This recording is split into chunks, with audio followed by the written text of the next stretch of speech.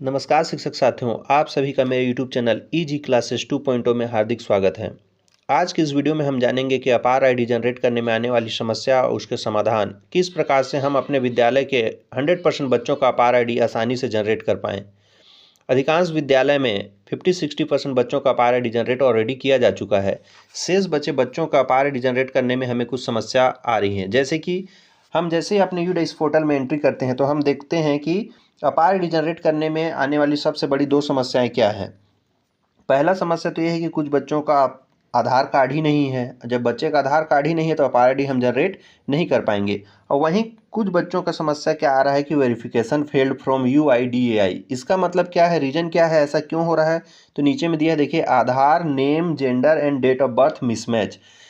जिन बच्चों के पास आधार कार्ड है उनके नाम में, जेंडर में या जन्म तिथि में कुछ न कुछ त्रुटियां हैं जो हमने यूडाइस पोर्टल में दाखिल खारिज के अनुसार हमने एंट्री की है और बच्चे का आधार कार्ड में ये मैच नहीं हो रहा है। तो अगर हमारे द्वारा जो पोर्टल में एंट्री किया गया है वो गलत है तो SO3 फॉर्म भरकर आप BRC ऑफिस से जाके सुधरवा सकते हैं। तो ये तो आसानी से अपार आईडी उनका जनरेट हो जाएगा। लेकिन हमारे द्वारा जो डेटा डाला गया है और बच्चे के द्वारा जो आधार कार्ड प्रोवाइड किया गया है, अगर आधार कार्ड में कहीं ना कहीं त्रुटि है तो आपको ऐसे बच्चों के लिए क्या करना है जिससे आसानी से अपार आईडी इनका जनरेट हो सके। तो सर्वप्रथम ऐसे बच्चों की आपको दो सूची बना लेनी है। जिन बच्चों के पास, अब दो सूची क्यों? क्योंकि अगर बच्चे के आधार कार्ड में कुछ भी त्रुटि है तो उसे अपडेट कराना पड़ेगा, सुधार कराना पड़ेगा। सुधार कार्य करने के लिए सर्वप्रथम बच्चे को लोक सेवा केंद्र चॉइस सेंटर जाना पड़ता है। वहाँ पे सुधार करने के लिए वहाँ पे बर्थ सर्टिफिकेट मांगते हैं।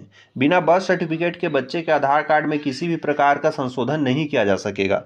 तो सर्वप्रथम आपको जो दो लिस्ट बनाने हैं उसमें पहली सूची आपको बनानी है ऐसे बच्चों की जिनके पास बर्थ सर्टिफिकेट है।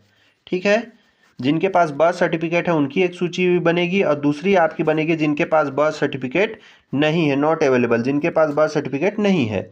ऐसा इसलिए क्योंकि बिना बर्थ सर्टिफिकेट के उनका आधार में कोई भी सुधार नहीं होगा। जैसे ही आप सूची बना लेते हैं जिनका जन्म प्रमाण पत्र है और नहीं है, फिर उसके पश्चात आपको क्या करना है। देखिए, वर्तमान में अभी हमारे देश में दो प्रकार के जन्म प्रमाण पत्र संचालित हो रहे हैं और चलन में है। पहला है ऑफलाइन मोड में बना हुआ, जैसे कि आप स्क्रीन में देख पा रहे होंगे, ये ऑफलाइन मोड में बना हुआ है, हस्तलिखित, हाथ के द्वारा लिखा गया है। ये मुख्यतः 2020 से पहले जन्मे बच्चों का इस प्रकार से हस्तलिखित ऑफलाइन मोड वाला जन्म प्रमाण पत्र चल रहा है।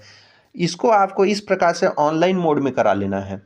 जो हस्तलिखित था उसको ऑनलाइन मोड 2020 के बाद में जितने भी बच्चे जन्मे हैं उनका तो ऑलरेडी इस प्रकार का जन्म प्रमाण पत्र बना है।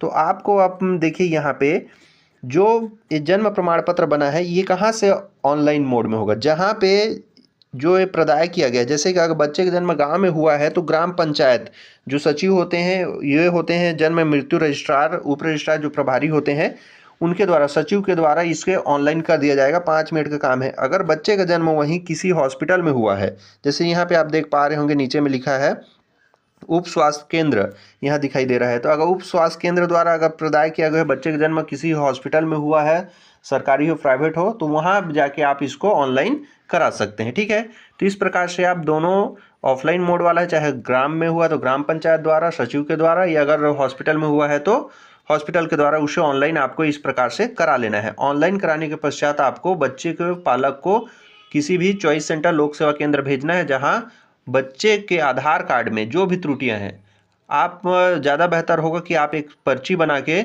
अपने विद्यालयीन रिकॉर्ड जो दाखिल खारिज या यूडाइस में आपने जैसा बच्चे का नाम प्रविष्ट किया है उसी प्रकार से आप उसको नाम लिखित में दे दें कि इस प्रकार से आधार कार्ड में सुधार करना है। ऐसे भी जन्म प्रमाण पत्र में उसी के अनुरूप होगा। तो जन्म प्रमाण पत्र और बच्चे का दाखिल खारिज जैसे नाम है उसी प्रकार से पर्ची दे दें, बच्चा उसी प्रकार से आधार कार्ड में अपना नाम को अपडेट करा लेगा। जैसे ही नाम अपडेट होता है 2 से 3 दिन लगता है, मैक्सिमम 1 हफ्ते में हो जाता है।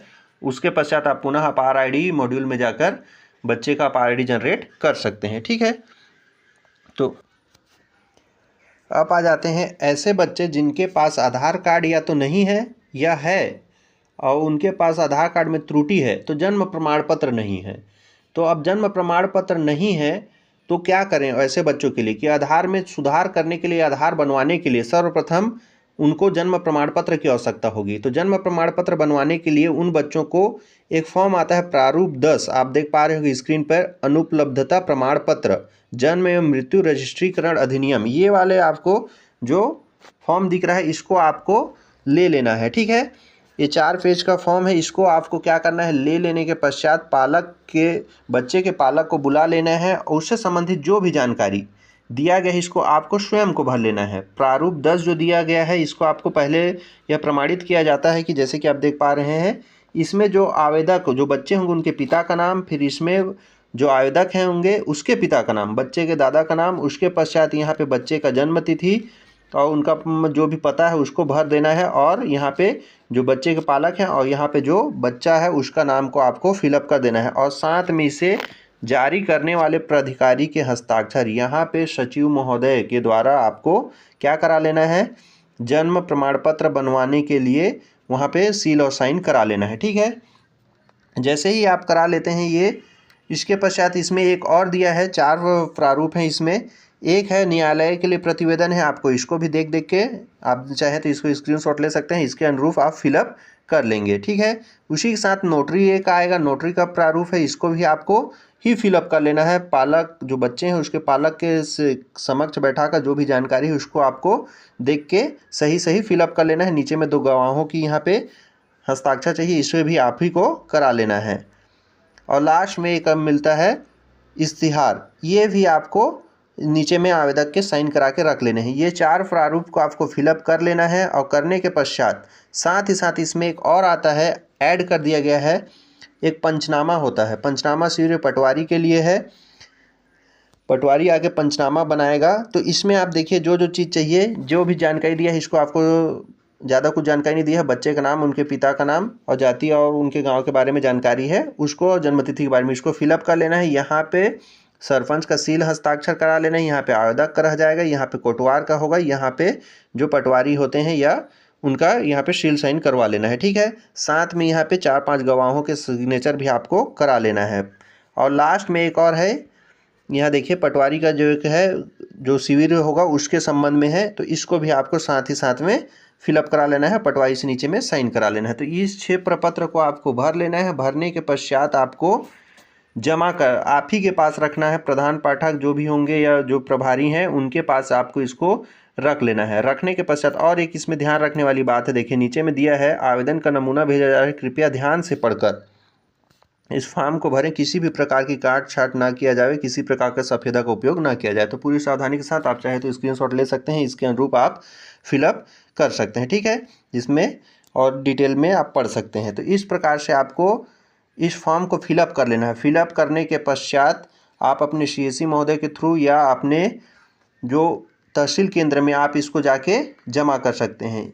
वहाँ पर जमा होने के पश्चात या पालक के थ्रू जो भी नोटरी लगता है, हमारे यहाँ अभी आदेश कर दिया गया है कि प्रधान पाठक इसको जमा करके CSE को दे देंगे, CSE महोदय एक्साई करके तहसील केंद्र में जमा कर देंगे। तो 10 से 15 दिन इश्तिहार में समय लगता है। उसके पश्चात ये बन के बच्चे का जन्म प्रमाण पत्र बनने के लिए वहाँ से SDM महोदय से आदेश दिया जाएगा, तो ग्राम पंचायत के द्वारा जारी जन्म प्रमाण पत्र कर दिया जाएगा। जिस प्रकार बच्चे का एक बार जन्म प्रमाण पत्र जारी होने के पश्चात पुनः वही प्रक्रिया को किया जाएगा, जहाँ पे बच्चे का एक बार जन्म प्रमाण पत्र प्राप्त हो जाने के बाद लोक सेवा केंद्र बच्चे को भेजना है, जहाँ पे बच्चे को आप अपने विद्यालय रिकॉर्ड के हिसाब से पर्ची दे दीजिए। इस प्रकार से बच्चे को अपना आधार कार्ड बनाना है, आधार कार्ड 6 से 7 दिन में बन के आ जाएगा। फिर आप अपार मॉड्यूल में जाके बच्चे का अपार ID आसानी से जनरेट कर पाएंगे। ठीक है, तो आशा करता हूँ आज का इस वीडियो आपको अपने विद्यालय के 100% बच्चों का अपार ID जनरेट करने में सहायक होगा। Thank you.